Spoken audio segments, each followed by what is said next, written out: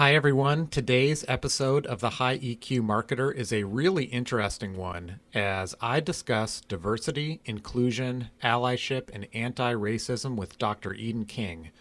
Eden is a professor of psychology at Rice University, and she has focused her career on researching diversity and inclusion in organizations, and in particular, why there aren't as many female CEOs as there are male CEOs with the name John, which put into perspective for me the gap that remains. You're going to hear a lot of ums and ahs from me today because, as I note during the interview, I feel clumsy at times talking about these issues. And it turns out that Eden sometimes feels the same way when she teaches her class on gender in the workplace and in organizations, which she has taught 15 times. So maybe it's okay to feel this way. And what's most important is that these issues are being discussed.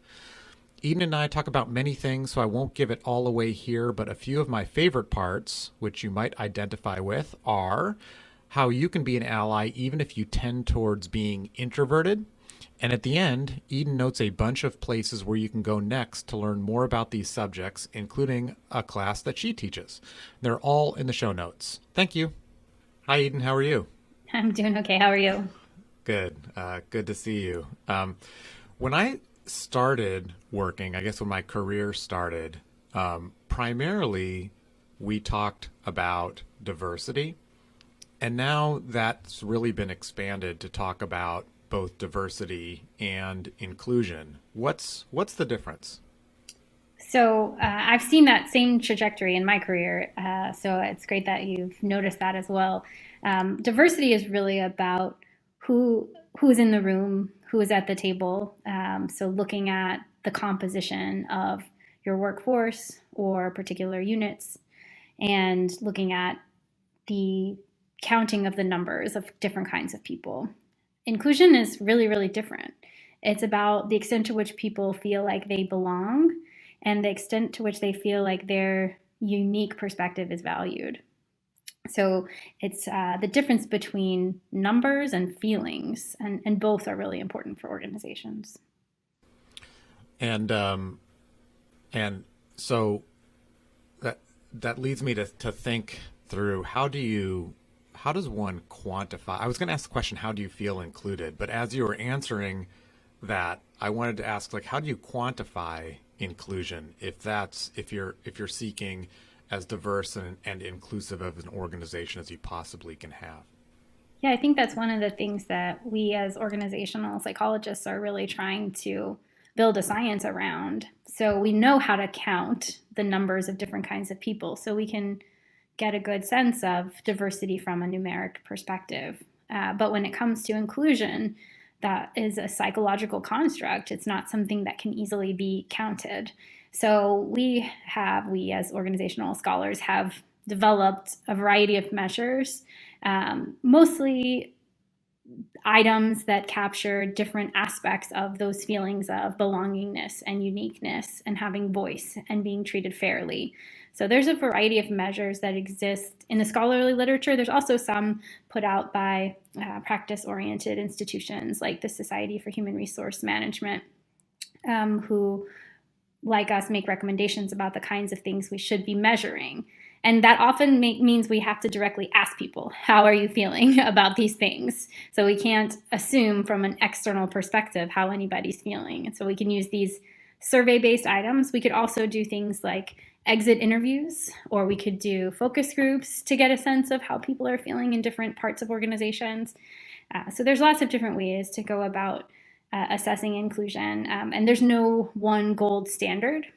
And they're all pretty highly intercorrelated. So if you measure it one way, you're going to find that it's pretty similar to measuring it in a different way. So I just started off my questions, getting right into it. But let me back up for a sec. Why Eden did you decide to study organizational psychology or the behaviors of organizations? How would you define this area of work, and why did you decide to get into it?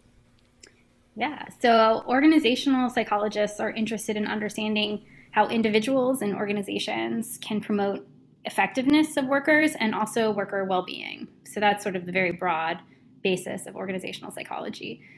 I got really interested in it because I went to a talk by an organizational psychologist who reminded me that people spend the majority of their waking hours at work, and people's identity, people's status in life is defined by the work that they do.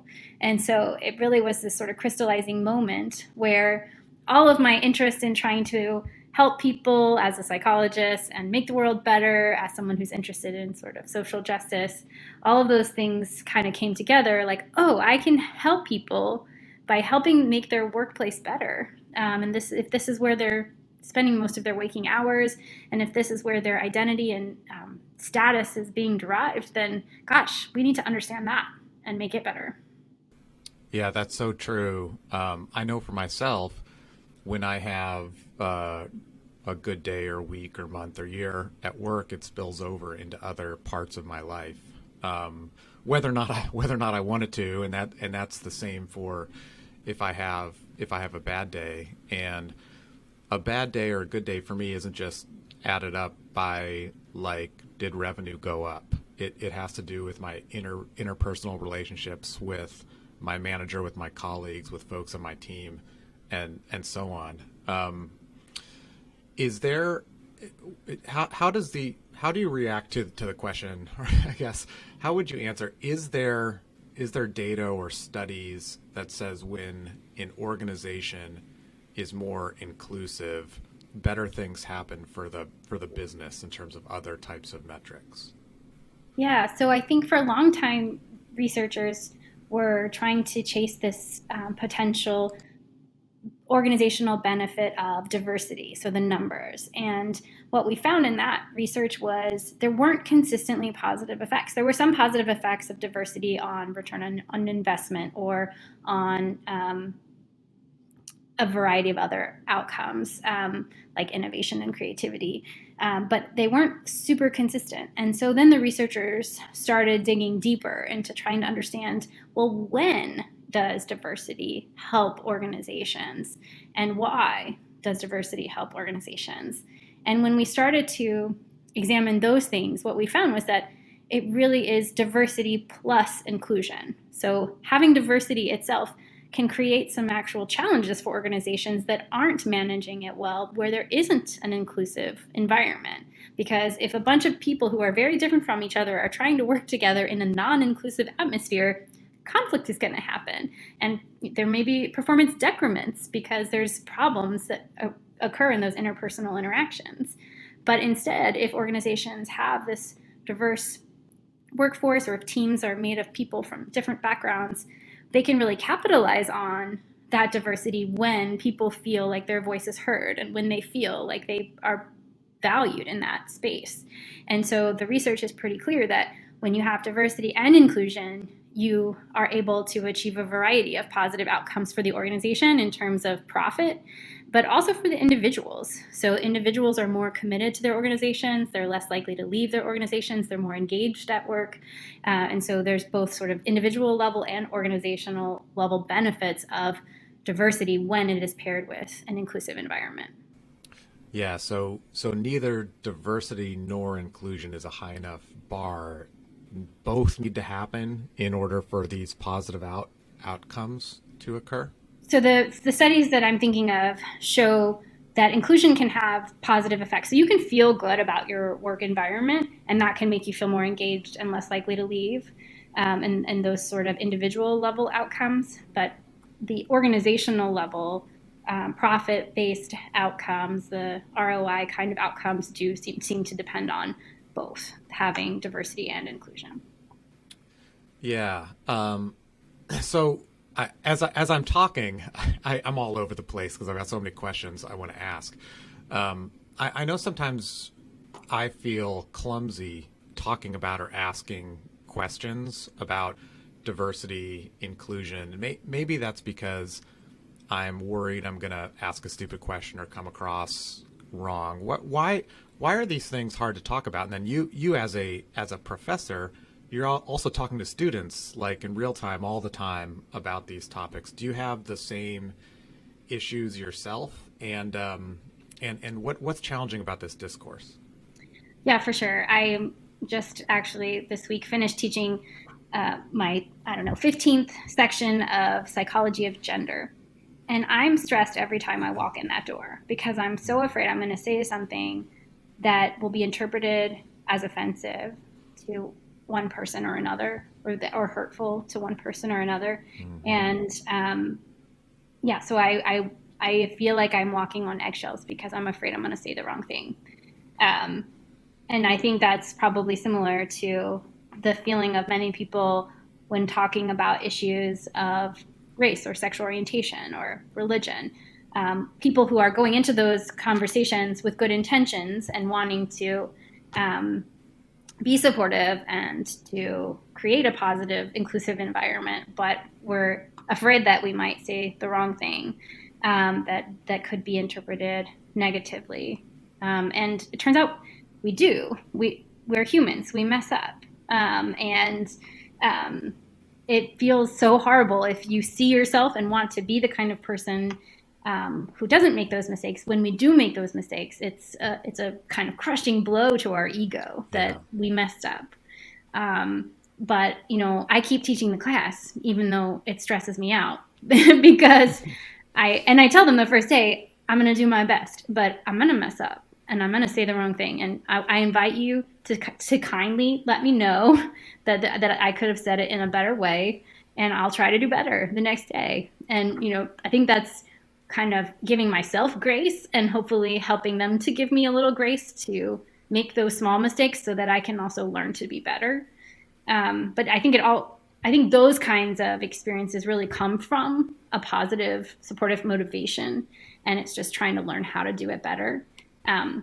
And to me, like, if you're out there trying to do something good, then it's okay to mess up sometimes, and to recognize that we are humans and we make mistakes, and all we can do is learn from them. Yeah, that's really good advice, and I feel like you've touched on vulnerability being an important part of being authentic in these conversations.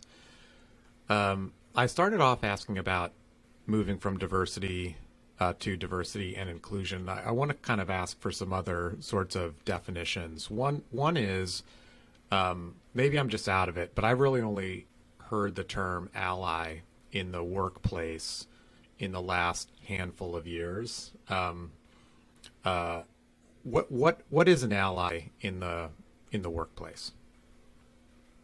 So people see that in different ways, right? So you can be an ally in a lot of different ways, but I think at its core, it's about a person standing up for or supporting the rights of or interests of someone who's different from them, and someone who may be from a minoritized or marginalized background.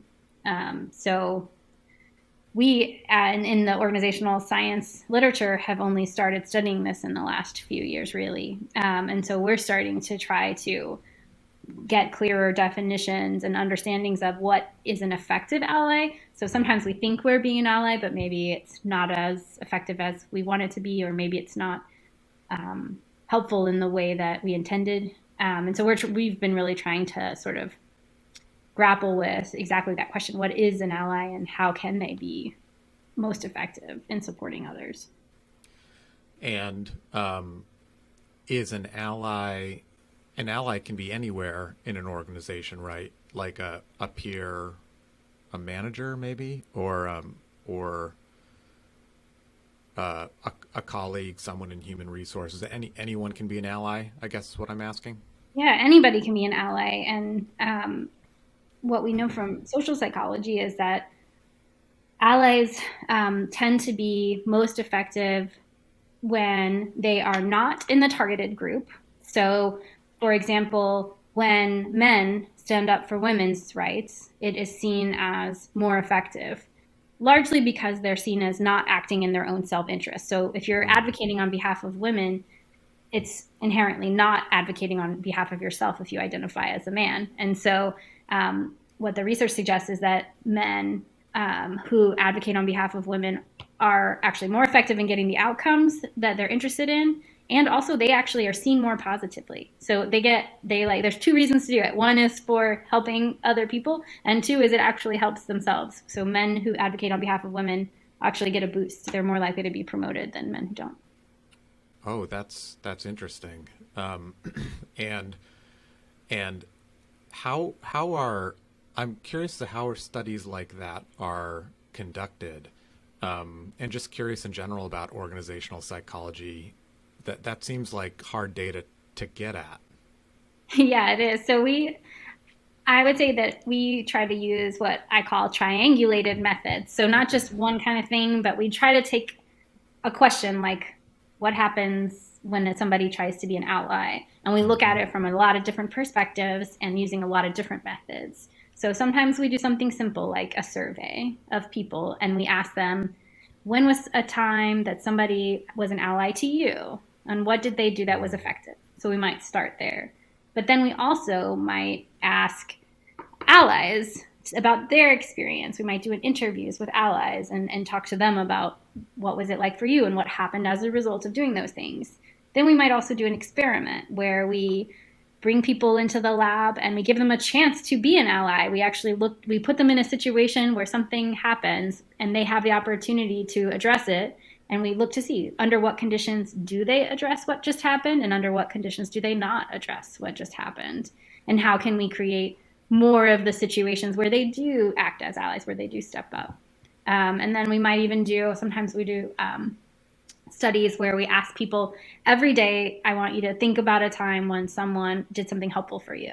And we have them basically like a daily diary kind of study. And we look at how things change from day to day and how that affects day to day experience and work related outcomes. So we kind of pick a question and then we look at it from all these different angles and using all these different kinds of methods to try to get the most robust conclusions that we can.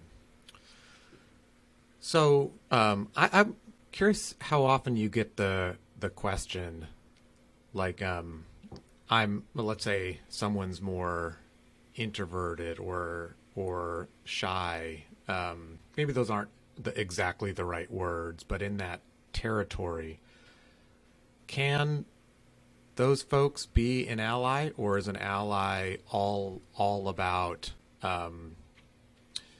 shouting on the rooftops? And I'm kind of joking, but being more extroverted with statements of allyship. So there's definitely more than one way to be an ally. I myself identify as more introverted, and so I find it especially difficult to step up and be extroverted or, I guess, very loud in my allyship. Mm-hmm. I'm way better and way more likely to check in and see how people are doing, to be a support system for people from a variety of backgrounds. So I think being a listening ear, being the one to send the email. So, just as one example of allyship, we know that, for example, women are sometimes penalized if they promote themselves. Like if they say, hey, everybody, I just won this award, other people might see them fairly negatively. But if their colleague says, hey, did you hear that Eden just won this award? Then it's seen positively. And so being the amplifier in those ways, you don't have to be extroverted to do that. But that's an allyship behavior. That's a way to lift up another person. So I think there's a different path for people who are less comfortable confronting prejudice or discrimination when it happens in the moment. I still try to do that, even though it's very uncomfortable for me. I still try because it's so important. Like, so it is the case that if something happens and you don't say something, then that is hurtful in and of itself, right? And so I think it's something that I personally strive to do, but I also recognize that it's a difficult kind of allyship for me. Yeah, that's great advice about how to lift each other up. And there's so many platforms now for doing that, in a workplace, in real life, and then also, of course, on LinkedIn, et cetera, ways of lifting folks up. So also back 20 years ago, we didn't want organizations to be racist. And now, well, way much longer than 20 years ago. But I'm talking about when I started my career. And now, a new term that I've heard in the workplace is anti-racism, and being anti-racist. Would you define that, and then also kind of what that means in an organization? I can try. So Okay. I trace the roots of that term anti-racism to Ibram Kendi's work on how to be anti-racist, and other platforms. But I'm sure there's others who should be credited with that as well. And they define that idea of anti-racist as not simply being not racist, but also being actively working against racism.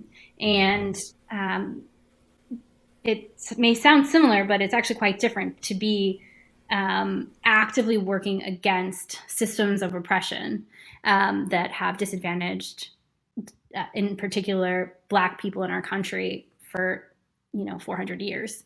Um, and so I think that the sort of evolution to focus on anti-racism is a further shift from diversity and inclusion, right? So those are terms that I think most people are fairly comfortable with, and not specifically threatening or offensive. But this new sort of notion of anti-racism in organizations, I think it is changing the conversation in important ways, about not being satisfied with the status quo and asking people to question their behaviors and their decision making approaches, and the underlying structures that exist in their organizations in a new way.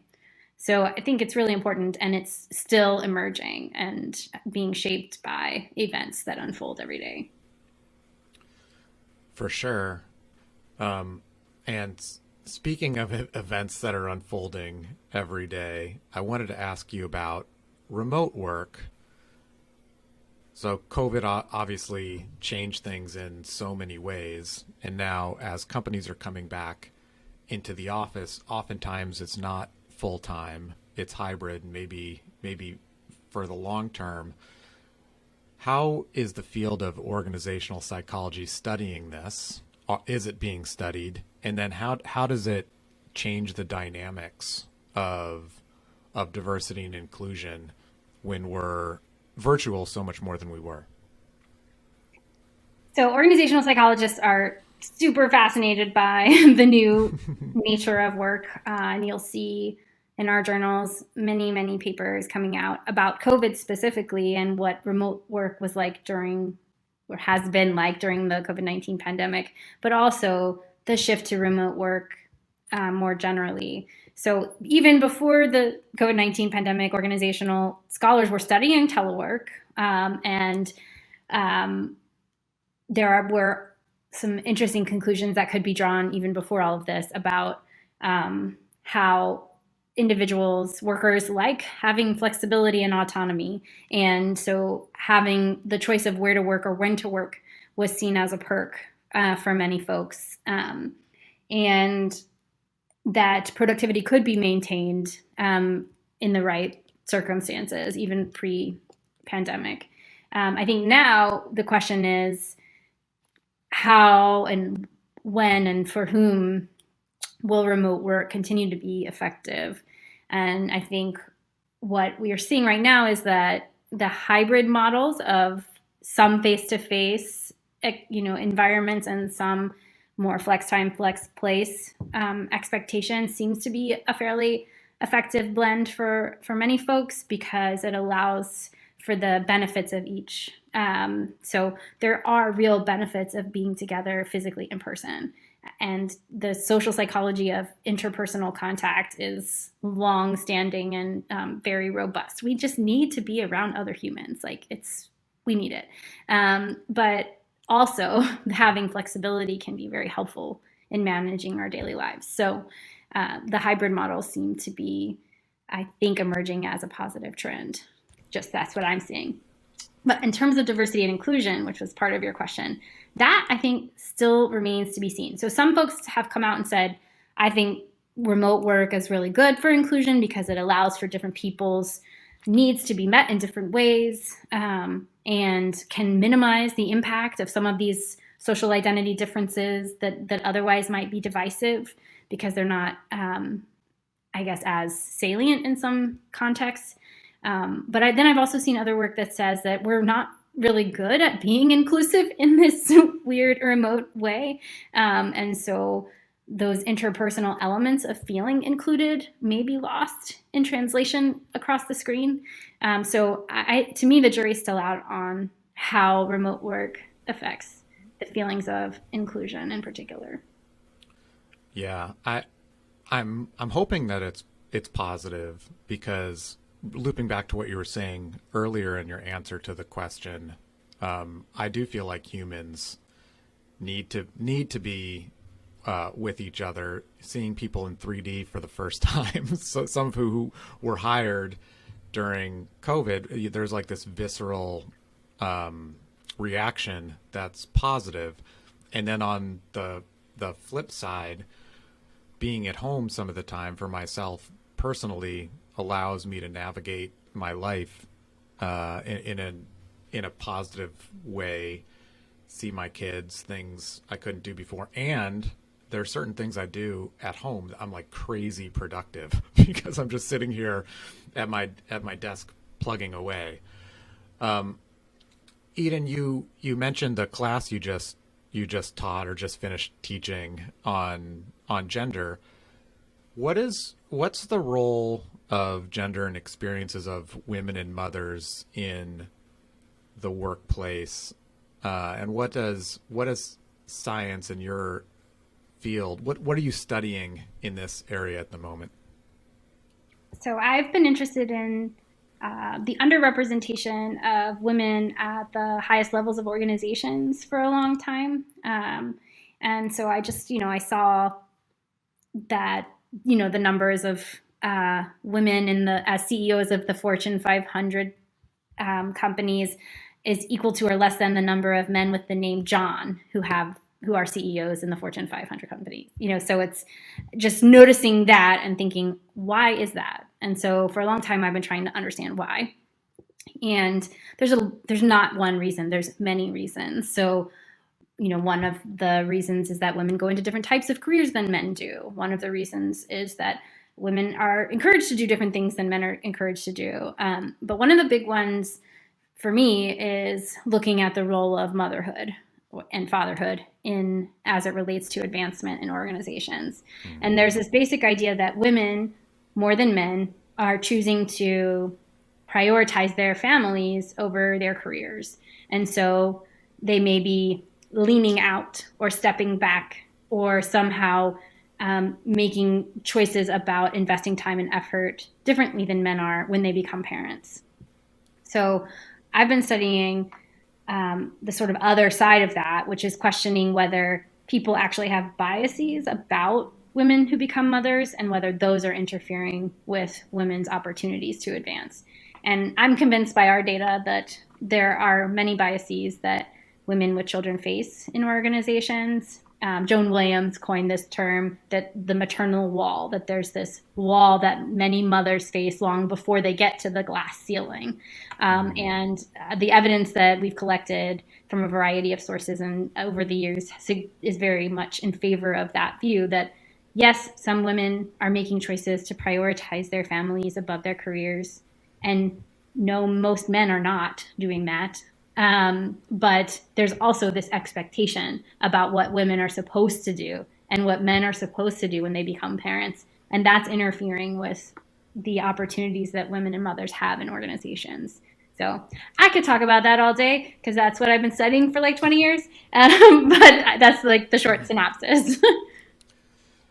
And we talked about being an ally earlier in our conversation, but what's the role of a leader? So a lot of the folks that are going to listen to this podcast are in marketing departments or marketing leaders, and maybe they've heard something or just feel something that they want to change, whether it relates to gender or other parts of diversity or inclusion. What's a playbook or tips you would give to a leader?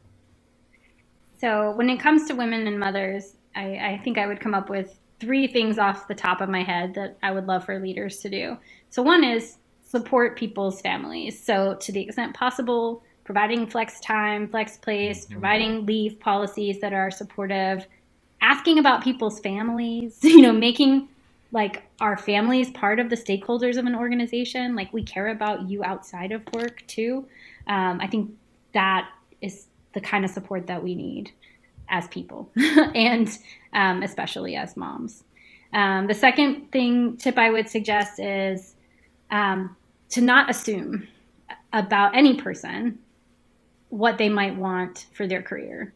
So in our research, we found evidence that women and mothers, women without children and women who become mothers are provided less opportunities than others.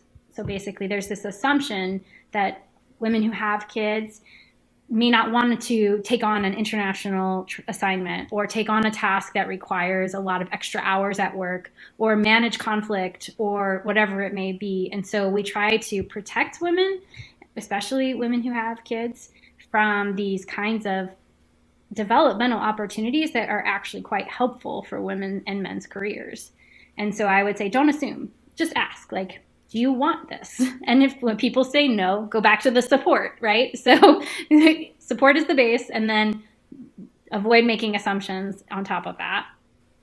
And then the third tip would be a role model. So reflect the values that you want your organization to hold. So if you're a leader in an organization and you want families to be important, then turn off email at 5:00 on Friday and don't schedule events in the, at times when people don't have childcare, and really, put that message that says, I'm sending this to you on a Saturday. I don't expect you to respond until Monday, or even do the email trick where it sends itself on Monday morning. Give people the time and space to value what you want for your company or for your unit.